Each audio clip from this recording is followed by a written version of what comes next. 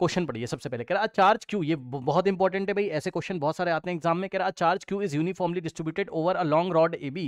ये देखिए एक लॉन्ग रॉड ए बी है हमारे पास, ठीक, इसकी लेंथ है, रॉड है ए बी, ठीक, इसकी लेंथ हमें एल दिया हुआ है, ठीक, इसकी लेंथ हमें एल दिया हुआ है। अब उसने आगे क्या बोला है देखते हैं, उसने हमसे बोला है the electric potential at point O lying at a distance L from end A, मतलब समझो एंड ए से एल डिस्टेंस दूर जाके पॉइंट ओ पे आपको इलेक्ट्रिक पोटेंशियल बताना है, ठीक। ये देखिए हमें क्या करना है, हमें पॉइंट ए से एल डिस्टेंस दूर जाना है, और यहां हमें एक पॉइंट दिया गया है जिस पॉइंट का नाम है ओ, ठीक है, और इस पॉइंट ओ पर हमें क्या बताना है, यहां पोटेंशियल हमें बताना है, यहां पर हमें पोटेंशियल बताना है, ये सवाल है, ठीक। अब ध्यान से जरा समझिए, देखिए अब आपको पता ही है क्या करेंगे, देखिए जिस पॉइंट पे आपको पोटेंशियल बताना है ना, इसको हम रेफरेंस मानते हुए, इससे अगर हम एक्स डिस्टेंस पे अगर हम आते हैं और रॉड पे एक स्मॉल एलिमेंट अगर हम dx लेते हैं, यहां से अगर हम आएंगे, समझ लो बात को, है ना, तो यहां पे हम एक स्मॉल एलिमेंट, यहां से हम एक्स डिस्टेंस पे आ रहे हैं और एक स्मॉल एलिमेंट हम यहां पर ले रहे हैं इस तरीके से, जिसकी लेंथ कितनी है dx है, लेंथ कितनी है dx है। तो ये जो लेंथ dx इसमें स्मॉल चार्ज होगा dq, बोलो हाँ, ये जो स्मॉल लेंथ है dx इसका एलिमेंट, इस पे स्मॉल चार्ज होगा dq, ये सुनो बताइए, ठीक है। तो वो dq कैसे निकलेगा, this dq is given bye, जरा ध्यान से चेक करिए, अब देखिए जरा ध्यान से, क्या आपको इसका लैम्डा पता है, लैम्डा मतलब linear charge density, charge per unit length कितना हो जाएगा, जो आपका रॉड है उस रॉड के पे मान लीजिए टोटल चार्ज आपको क्या दिया हुआ है, यस क्यू, कैपिटल क्यू, पढ़ लो ध्यान से, देखिए a charge q is uniformly distributed, ठीक है, पूरी रॉड पे जो टोटल चार्ज है वो क्यू है, वो यूनिफॉर्मली इस तरीके से डिस्ट्रीब्यूटेड है, ठीक। तो टोटल चार्ज आपको कितना दिया हुआ है, कैपिटल क्यू दिया हुआ है, ठीक। तो लैम्डा निकालोगे, चार्ज पर यूनिट लेंथ, तो charge divided by length of the rod, ठीक, ये लैम्डा आ गया, ठीक। तो लैम्डा क्या होता है, 1 यूनिट लेंथ पे चार्ज, ठीक। तो 1 यूनिट लेंथ पे चार्ज कितना है, क्यू बाय एल, तो dx लेंथ पे चार्ज कितना होगा, Q by L into dx, ये सुनो भाई, 1 यूनिट लेंथ पे चार्ज कितना है, क्यू बाय एल, तो dx लेंथ पे चार्ज कितना होगा, dx लेंथ पे जो एलिमेंट है उसकी लेंथ dx है, उस पे चार्ज कितना होगा, q बाय एल, ठीक है ना। और ये जो एलिमेंट पे आपने जो dx एलिमेंट पे जो ये जो टोटल चार्ज निकाला है, ये जो चार्ज आपने निकाला है, यही तो dq है भाई, यही तो dq है ना, क्योंकि इस स्मॉल एलिमेंट जिसकी लेंथ dx है, इस पे जो चार्ज है वही तो dq है, तो ये आपने जो निकाला है, ये आपने dq ही तो निकाला है, ठीक, यानी कि dq की वैल्यू आ गई q अपॉन में l इंटू dx, ठीक। ये इस तरीके से, कोई डाउट है बताइए, कोई डाउट है बताइए। अब मेरी बात को ध्यान से सुनिएगा, ये जो स्मॉल एलिमेंट है, ध्यान से कान खोल के सुनिएगा, ये जो स्मॉल एलिमेंट है जिसको मैंने जूम करके दिखाया है, आप इसको पॉइंट चार्ज मान सकते हो, बोलो हाँ, आप इसको पॉइंट चार्ज मान सकते हो कि नहीं मान सकते हो, तो ये बताओ भाई, दिखाने में हमने जूम करके दिखाया, लेकिन है तो ये पॉइंट ना, ये पोर्शन एक पॉइंट चार्ज है, तो इस पॉइंट चार्ज के कारण ओ पे पोटेंशियल कितना होगा, बहुत छोटा सा पोटेंशियल होगा जिसको आप डीवी बोलोगे, और ये इस पॉइंट चार्ज के कारण यहां जो पोटेंशियल होगा वो के इंटू इसका चार्ज कितना है, क्यू की जगह आ जाएगा डी क्यू, के इंटू क्यू अपॉन में यहां से यहां तक का डिस्टेंस हो गया एक्स, आराम से चेक करो भाई, फॉर्मूला तो भाई ये आपका पॉइंट चार्ज हो गया ना एलिमेंट, तो इस पॉइंट चार्ज के कारण यहां पोटेंशियल कितना होगा, के इंटू क्यू अपॉन में यहां से यहां तक का डिस्टेंस कितना है, एक्स से, ठीक। आया कि नहीं आया बताओ, और क्यू की जगह डीक्यू रखो, क्योंकि इस स्मॉल एलिमेंट, ये जो आपका जो पॉइंट चार्ज जैसा बिहेव कर रहा है, इसका चार्ज कितना है, डीक्यू है, ठीक।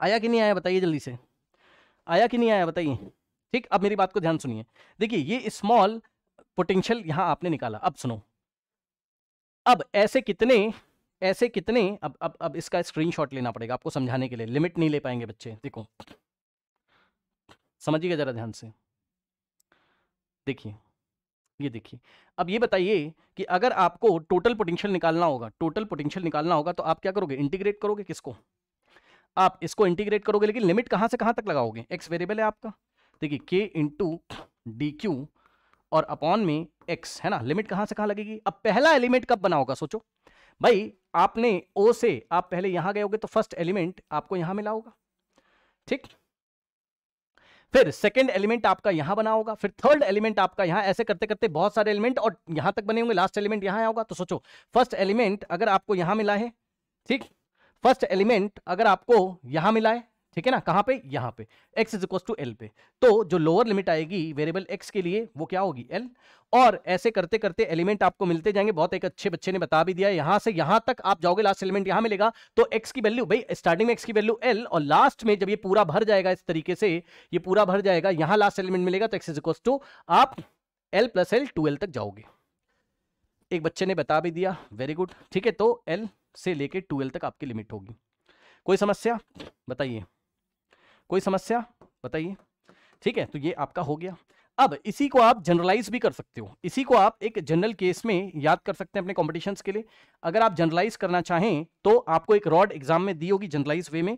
ये देखिए, एक आपको रॉड इस तरीके से दी होगी, करेक्ट, और रॉड की लेंथ आपको एल दी होगी, और रॉड के एक एंड ए से, ये आपका एंड बी है, एंड ए से डी डिस्टेंस पे जाके, कितनी डिस्टेंस पे जाके, डी डिस्टेंस पे जाके आपसे हमेशा पोटेंशियल पूछा जाएगा।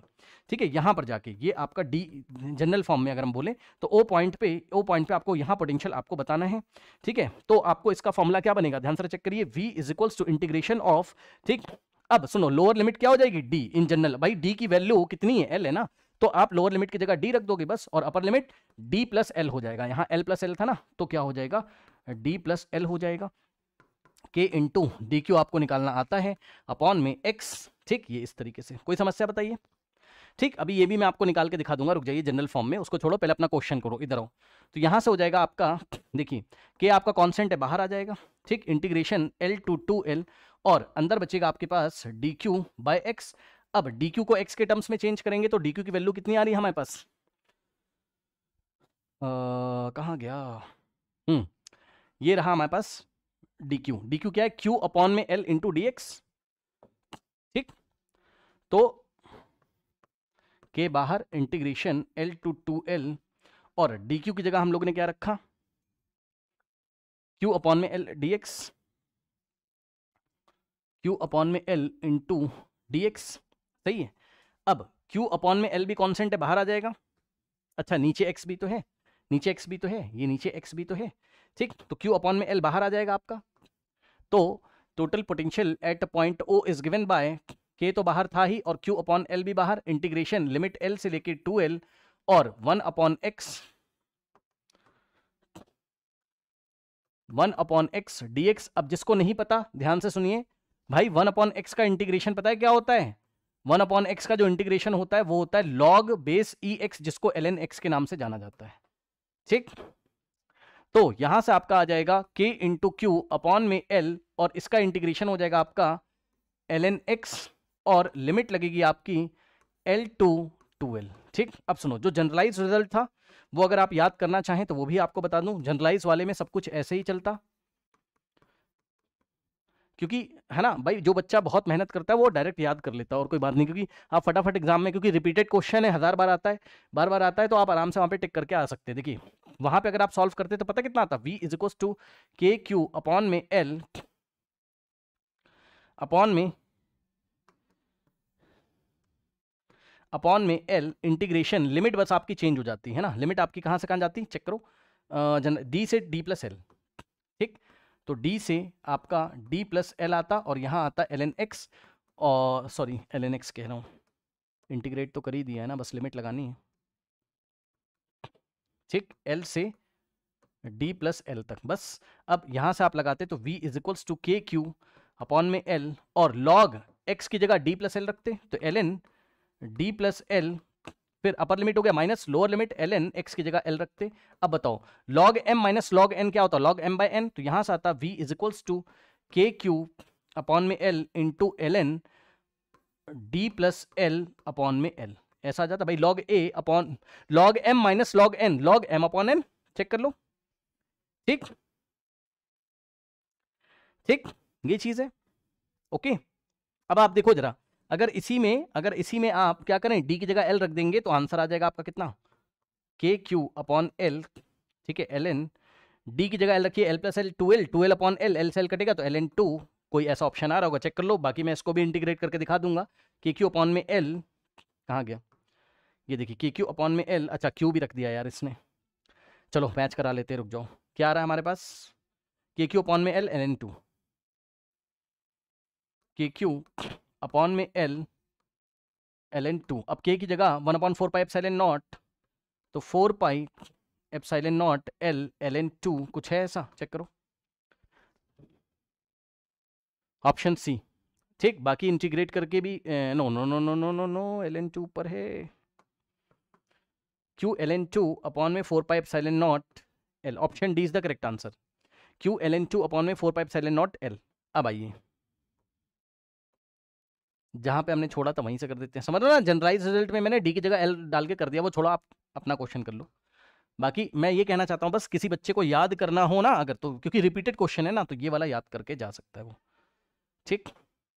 पर अगर आपके पास टाइम है तो इंटीग्रेट कर लीजिए, 1 सेकंड लगता है। ये देखिए के क्यू अपॉन में एल, अब एल एन अपर लिमिट कितनी रखते 12 माइनस लोअर लिमिट कितनी रखते एल, ठीक। तो यहां से आता के क्यू अपॉन एल और log m minus log n, तो लॉग एम बाय एन, ठीक। तो आपका एल से एल आपका जाता और आंसर आपका वही आता, k into q l n of 2 upon L, k की वैल्यू रखते 1/4 पाई एप्सिलॉन नॉट, तो q into l n 2 upon में 4 pi epsilon naught into L, option जो भी था वही आपका आंसर है। कोई डाउट है बताइए।